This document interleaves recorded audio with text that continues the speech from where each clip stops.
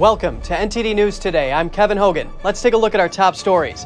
NASA postponed the launch of Artemis 1 moon rocket just before liftoff, citing an engine problem. A second attempt could happen this Friday. A top Republican says former President Trump should have turned in all documents, but he also questions the FBI's raid of Trump's home and if it was about politics. Pennsylvania makes a sudden change to its voter registration form in the middle of the election cycle, and it's reportedly causing confusion for voters. We tell you what they changed and why.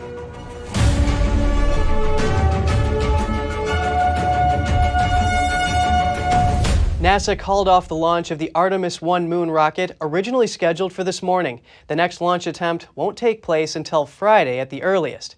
The countdown was halted about 40 minutes before launch time. NASA cited a problem with one of the rocket's main engines as well as a fuel leak. Engineers are now seeking the source of the problem. The rocket's mission was to launch an unmanned crew capsule into orbit around the moon. It's part of a plan to return astronauts to the lunar surface for the first time since the end of the Apollo program 50 years ago. The launch, when it happens, will be the first flight of NASA's 21st century lunar exploration program. From space exploration to the political sphere, a top Senate Republican says that former President Trump should have returned allegedly classified documents that were stored at Mar-a-Lago. NTD's Jessica Beatty reports that the senator also says Congress has questions for investigators. Senator Roy Blunt told ABC News Sunday that Trump should have handed everything over, though he did not address assertions that Trump had declassified the documents while president. He should have turned the documents over and apparently had turned a number of documents over. Blunt didn't elaborate on why he thinks Trump should have handed over the documents, but he did suggest the FBI raid was politically motivated. What I wonder about is why this could go on for almost 2 years and less than 100 days before the election. Suddenly we're talking about this rather than the economy. Reports indicate that Trump and the National Archives were negotiating over the documents. Trump and members of his team say the allegedly classified documents that were discovered at his home were previously declassified in an order he made while president. A reporter Friday asked President Biden if Trump could issue such an order as president. Biden appeared to mock Trump's statements. I've declassified everything in the world. I'm president. I can do it all. Come on. Declassified everything. I'm not going to comment on it because I don't know the detail. I don't even want to know. I'll let the Justice Department take care of it. The Justice Department Friday released a heavily redacted version of the affidavit, the document used to obtain the FBI raid warrant. In it, prosecutors alleged there was probable cause to search Trump's property because of classified national defense and presidential records. But a former FBI intelligence chief says he believes the DOJ has no case against Trump. In an opinion piece published in The Hill Sunday, Kevin Brock made 2 points. One, the affidavit didn't appear to show that Trump refused to cooperate. And two, it doesn't seem to show how a federal law was or is being broken. Because of this, Brock said that probable cause arguments only deal with half of what's needed to show a possible violation of the federal statutes cited in the warrant. Jessica Beatty, NTD News. Georgia Governor Brian Kemp will have to appear before a special grand jury, but not until after the upcoming election. The Republican is running for another term as governor of the Peach State. Kemp has been subpoenaed to testify in Fulton County's investigation into efforts to overturn Georgia's 2020 election results. He attempted to have the subpoena quashed, but the judge rejected the effort. The judge did say there will be a limit to the questions due to attorney-client privilege. He also recently upheld a subpoena on Trump campaign lawyer Kenneth Chesbrough. And Pennsylvania is making a sudden change to voter registration just 11 weeks before the November midterms. You can now register to vote at the same time you request a mail-in ballot instead of doing the two separately. Here are the details.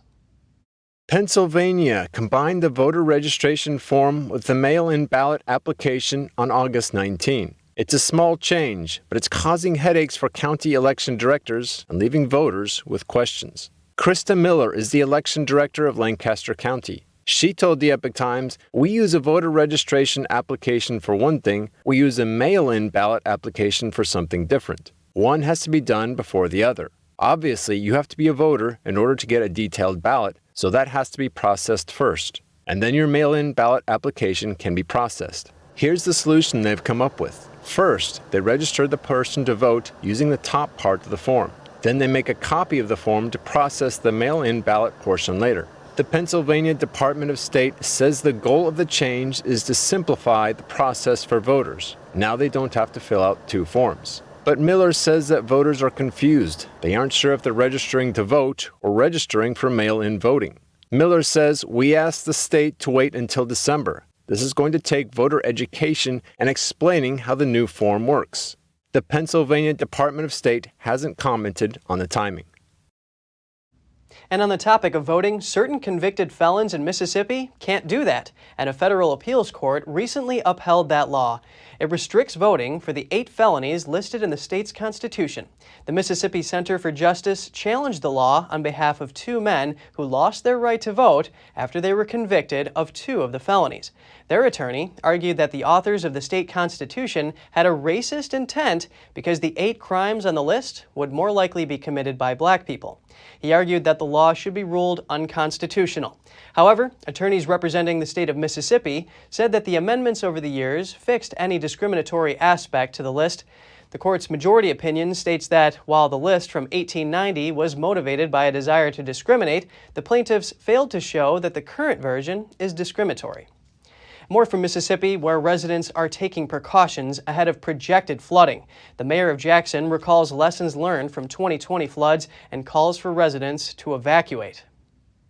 We want residents to heed these warnings. This water can be around longer than is expected, and so we want them to over-prepare. And my landlord was concerned about flooding coming in, so she's just kind of being proactive to make sure we get everything out so there's no furniture damage or anything. The mayor is warning residents to get out of their homes. He said on CNN that they should leave as soon as possible. Heavy rain is causing the Pearl River to reach a water level that they can't manage. The floodwaters are not expected to rise to their 2020 flood levels, but will impact the same communities. Jackson's leader says people may have to leave their homes for up to 2 weeks. Some schools are shifting to virtual learning. The Mississippi governor declared a state of emergency while saying that the state is as prepared as possible and is monitoring the situation. Now we head to Indiana, where 3 Dutch commandos in the United States were shot outside their hotel in Indianapolis. One of the commandos reportedly died from his injuries. The men were in Indiana for training, and local police are investigating the incident. No arrests have been made. The shooting took place at 3:30 a.m. on Saturday. The soldiers were off duty at the time. The Indianapolis Metropolitan Police Department was not immediately available for comment. A local police officer told Fox 59 it appeared an altercation took place earlier at a different location. That's before the shooting outside the Hampton Inn in downtown Indianapolis. A Pentagon spokesperson was asked who the commandos were training with and whether any U.S. personnel were involved in the incident. The spokesperson referred questions to local authorities, adding that the situation remains under investigation. Adding to the woes for airlines, customer complaints were up in June. According to Department of Transportation data released today, air travelers filed nearly 6,000 complaints in just 1 month. That's a 35% increase from the month before, and it seems the thousands of canceled flights are to blame. The weather was a major factor disrupting travel plans, but airline staff shortages and FAA ground stops also contributed to the cancellations. Last week, Transportation Secretary Pete Buttigieg sent a letter to airlines calling the summer disruptions unacceptable. It seems travelers agree. And just ahead, Pakistan sees relief from historic rains and flooding. At least 30 million people have been affected. And inspectors are finally headed to Europe's largest nuclear plant. It's been damaged by the war in Ukraine, and the UN is worried about safety. Stay tuned for more right here on NTD News.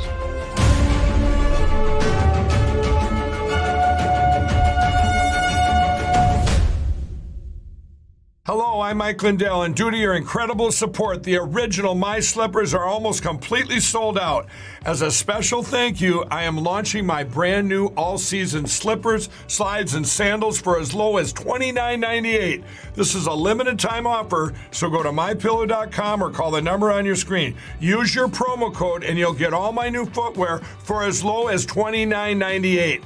My all-season slippers are made with my exclusive 4-layer design that you won't find in any other slipper. They're finished with a breathable fabric so you can wear them all year round.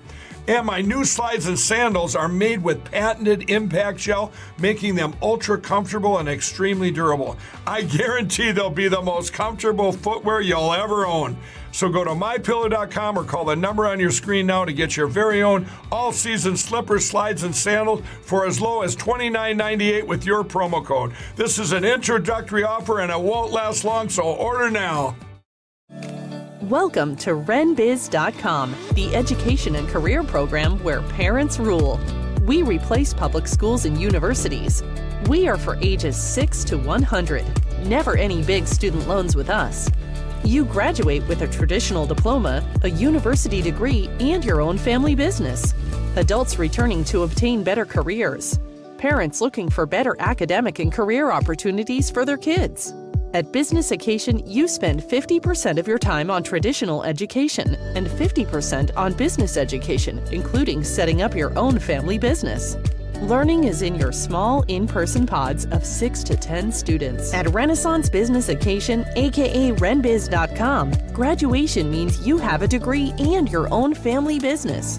Like education always should have been, a transition to getting a career.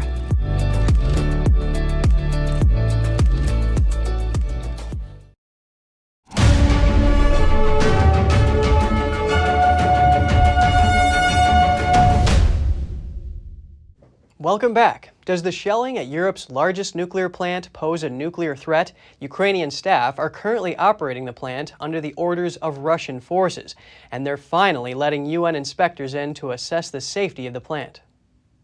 The UN nuclear watchdog will inspect the Russian-held Zaporizhzhia nuclear power plant in Ukraine this week. The IAEA has been requesting access amid increased military activity and rising safety fears around what's Europe's largest nuclear plant. International Atomic Energy Agency Chief Rafael Grossi announced the mission on Twitter on Monday. "We must protect the safety and security of Ukraine and Europe's biggest nuclear facility," he said. Inspectors will assess damage around the facility from recent shelling and fires, which Russia and Ukraine have blamed on each other. Neither Grossi nor the IAEA specified when they'd arrive at Zaporizhzhia. Ukraine's energy ministry said it would not comment on the trip for security reasons. Ukrainian staff are continuing to operate the facility in southeastern Ukraine under the orders of Russian forces. On Friday, 2 of its 6 reactors were reconnected to the grid following shelling that caused the nuclear plant to be disconnected a day earlier for the first time in its history. The United Nations and Kyiv have called for a withdrawal of military equipment and personnel to ensure the Zaporizhzhia plant is not a target in the conflict. The IAEA tweeted separately that the mission would assess physical damage, evaluate conditions for staff, and, quote, determine the functionality of safety and security systems. A Russian diplomat said today that the country welcomes the International Atomic Energy Agency's upcoming mission to Zaporizhzhia nuclear power plant. That's according to a Russian state media report. A Russian official said the country understands the IAEA will leave several representatives at the nuclear plant on a permanent basis. He added that the mission consists of personnel who will deal with safeguards and nuclear safety issues, as well as a large team of UN staff dealing with logistics and security. Air France has suspended 2 pilots for fighting while in the air between Geneva and Paris. The pilots reportedly made inappropriate gestures to each other. A spokesman says the flight was able to continue safely to its destination. The story became public last week when a French-language newspaper accused Air France of larger structural issues. On a prior flight, a plane started leaking fuel but didn't follow the proper procedures to avoid further danger. French authorities say a fire was avoided only by chance and issued Air France a safety recommendation. Pakistan's foreign minister said the country needs financial relief amid devastating levels of flooding. This as authorities continue to rescue more stranded citizens over the weekend. Dramatic scenes on Sunday as Pakistan's army tried to rescue a boy trapped in the middle of a heavily flooded stream in the northwest of the country. Video footage shows the helicopter lowering cautiously down to the boy, who eventually climbs onto the aircraft with the help of the crew. He's just one of hundreds who have been rescued by Pakistan's military forces over the weekend, amid the historic monsoon rains and flooding that have battered the country over the past few weeks. Authorities said more than 1,000 people have died and at least 30 million affected. Satellite images show what the country's climate change minister has called a climate-induced humanitarian disaster of epic proportions. Pakistan's foreign minister, Bilal Bhutto Zardari, said his country needed financial help with the disproportionate impact from climate change. They're absolutely devastating. I haven't seen any destruction or devastation of this scale. The fact that Pakistan contributes negligible amounts to the overall carbon footprint, but we are devastated by climate disasters such as these time and time again, and we have to adapt within our limited resources and whatever way we can to live in this new environment. He also said Pakistan will launch an appeal this week to ask United Nations member states to contribute to relief efforts, and added the country needed to look at how it would handle the longer-term impacts of climate change. Separately, the International Monetary Fund Board will decide this week on whether to release $1.2 billion as part of the 7th and 8th tranches of Pakistan's bailout program, which it entered in 2019. Bhutto Zardari said the board was expected to approve the release and hoped in coming months the IMF would recognize the impact of the floods.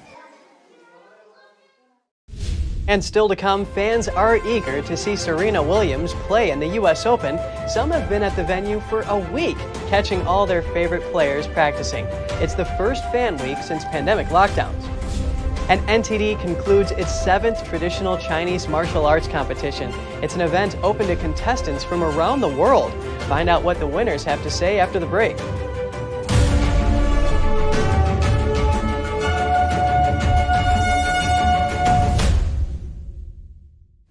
Paleontologists are unearthing a fossilized dinosaur skeleton in Portugal. It measures over 80 feet long and could be one of the largest specimens ever found in Europe. Earlier this month, scientists from Portugal and Spain began digging up the bones. They appear to be the remains of a sauropod dinosaur. These animals were plant-eating and lived around 150 million years ago. They featured long necks and tails, making them one of the largest animals ever to have lived. The fossil remains were first noticed in 2017 in the garden of a house in central Portugal. The homeowner was digging up his garden to make way for an expansion project. He later informed the paleontologists in the coming months the team will likely launch more excavations in and around the area. A Mickey Mantle baseball card from 1952 sold for $12.6 million when extended bidding for the auction ended Sunday. It set a new record for sports cards. Several weeks of online bidding saw the card easily surpass the previous record of $7.25 million. That was set by a Honus Wagner baseball card earlier this month.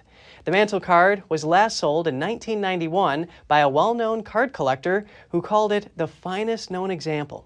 The buyer back then purchased the card for $50,000, meaning Sunday's sale was over a 25,000% increase in value. The Mantle card also set a new record for all sports memorabilia. It passed this year's $9.3 million sale for Diego Maradona's jersey from the 1986 World Cup. The U.S. Open begins today. Serena Williams plays at 7 p.m. in what may be her last tournament.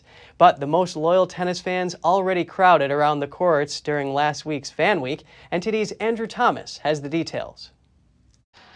Tennis fans gathered in Flushing Meadows Corona Park in New York City to watch their favorite tennis players practice for the U.S. Open. Stacey Allister is the U.S. Open tournament director. She's excited about the return of Fan Week after pandemic lockdowns put the event on hold for the last 2 years. We had fans back for the 2021 U.S. Open, but not during Fan Week. So this is phenomenal. We're having more fans who've come than our record setting in 2019. And this is about making our sport accessible. Carlos Mary is attending the tournament with his 2 children. I appreciate all they do, man. It's amazing, the athleticism, the skill involved, just the technique is fantastic. I mean, they're hitting it 120 miles an hour. It's not easy. All eyes will be on Serena Williams. She's indicated that she may retire from the sport following the U.S. Open. Williams has dominated the sport with 23 Grand Slam titles. She's been such an extraordinary gift to our sport for the past 25 years. She's transcended our sport, she's transformed our sport, and we're happy for her. You know, this has been a tough decision. Visitor Mark Steinberg also praised Williams and spoke about the impact she's made on the sport. I'm very sad that Serena's retiring. I think she was a huge value to the sport, not only from the point of view of being a great player, but in addition to that, for people of color, she was tremendously important. For the women's game in general, she changed the game. Steinberg says this is his 50th U.S. Open. This is my 50th U.S. Open. I've been coming to the U.S. Open since 1973, and my experience with the Open goes all the way back to the West Side Tennis Club, which is just a few miles over my left shoulder, also here in Queens, New York. The West Side Tennis Club, of course, was the site of many, many classic matches. In the men's tournament, star Novak Djokovic won't be competing in the U.S. Open. He's unvaccinated and can't enter the country. This 2022 U.S. Open without Novak is sad. There's no denying it. He is arguably the best in history. The Open runs from August 29th through September 11th. Andrew Thomas, NTD News. NTD held its 7th traditional Chinese martial arts competition in New York on Sunday. Dozens of participants from around the world showcased their kung fu skills. Let's take a look. The 7th NTD International Traditional Chinese Martial Arts Competition took place over 3 days and concluded on Sunday in Middletown, New York. 48 competitors from around the world took part in 7 categories. One of them is a father and son duo from Colombia, who both won silver. We wake up at 3 in the morning and begin practicing martial arts from 4 a.m. to 7 a.m. It's been this way pretty much since I was born. We pay a lot of attention to our spiritual cultivation. That's why we've been able to do martial arts well, because our spirit and body are one. Another silver medalist is Lin Chi-Xun from Taiwan, who participated in the Southern Fist category. A competition like this one makes us confident that we are traveling in the right direction, and that we are willing to keep trying our best and pass on this martial art. The competition aims to revive traditional Chinese martial arts and display their true value to the world. Chris Chappell, the host of China Uncensored, also participated as a contestant. A fan of traditional Chinese culture, he's been learning martial arts since a young age. Chappell won the Award of Excellence this year and shared the biggest lesson he learned about traditional martial arts. The biggest lesson I've learned from particularly Chinese-style traditional martial arts is they have a saying in ancient China, the soft overcomes the hard. I think you've probably heard of it. And I think a lot of times in life we learn that anger or rage, those are, a type of strength that we can use to get through hard times.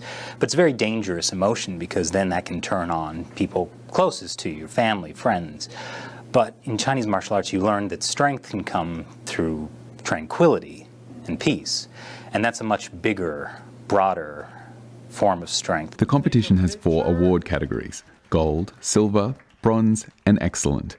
This year, 25 competitors won bronze, 9 won silver, but no one qualified for gold.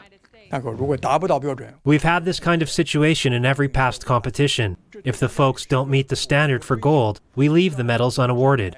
This would also encourage the folks. If they come back in future competitions and show improvement, that spot is open for them. The judge says it's unfortunate that no one qualified for gold this year, but that he hopes they will be able to hand out the Golden Award next year. The traditional Chinese martial arts competition is a part of a series of international culture and arts events organized by NTD. A performance in Bogota, Colombia set the world record for the largest concert ever. It took place in the heart of the city. Bogota's Philharmonic Orchestra brought together around 16,000 musicians, singers, and children's choirs for the performance. It featured Beethoven's Ninth Symphony, among other pieces. One famous song was performed Latino America. It's known throughout Latin America for its lyrics criticizing social and political issues. The event was held to celebrate Colombia's Truth Commission and their final report, which was released in June. The commission was established as part of a 2016 peace deal between the government and the Revolutionary Armed Forces of Colombia. Those are Marxist rebels, formerly labeled as a terrorist group by the U.S. It's now demobilized after almost 60 years of conflict.